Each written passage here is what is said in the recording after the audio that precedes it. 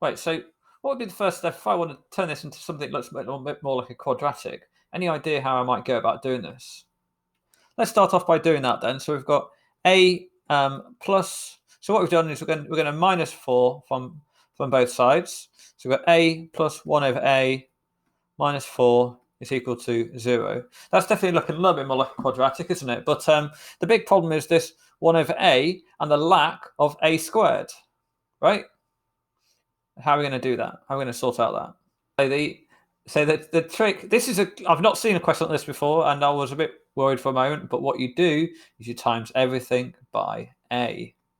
Because now I've got a squared plus 1 over a times a is just 1 minus 4a is equal to 0, right?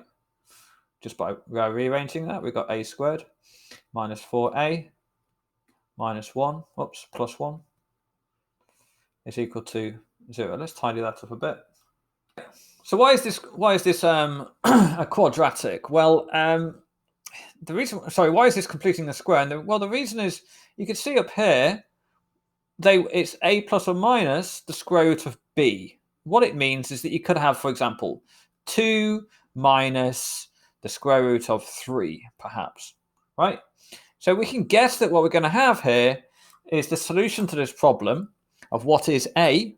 I mean, I could have picked any letter, and it's a bit irritating that I picked a, and they've got a in here. It's a little bit confusing, but a here refers to Bob's number, whatever the number is. Okay, and we're trying to find out what that number is in this case, and so we can solve quadratics by completing the square, or we can solve quadratics by the old-fashioned method. Now, my guess is the old-fashioned method isn't going to work in this case. If we try, what is the old-fashioned method?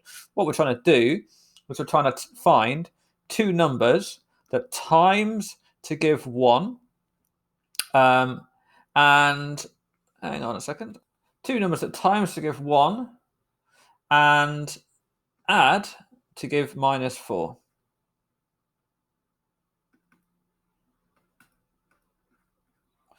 So I think you'll find that that's going to be tricky, right?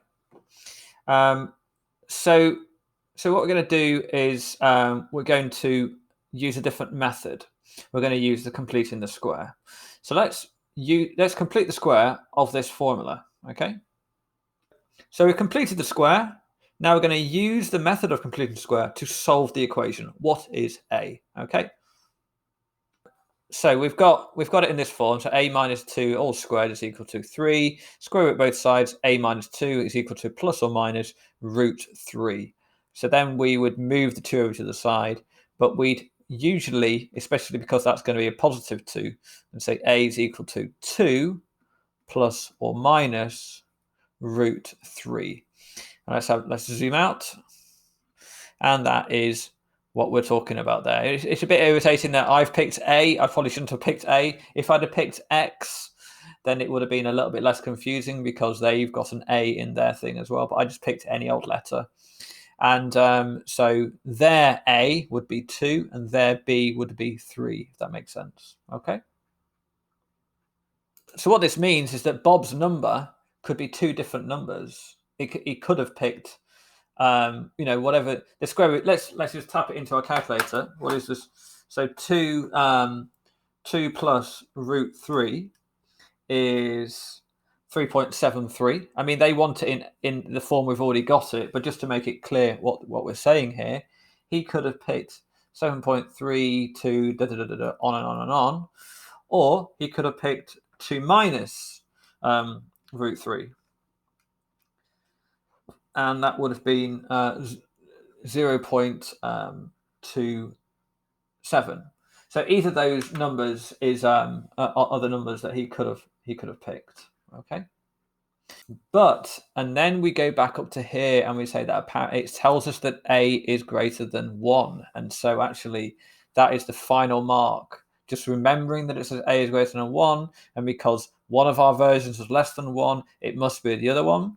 So in actual fact, that wouldn't be right, but you'd have to say 2 plus root 3.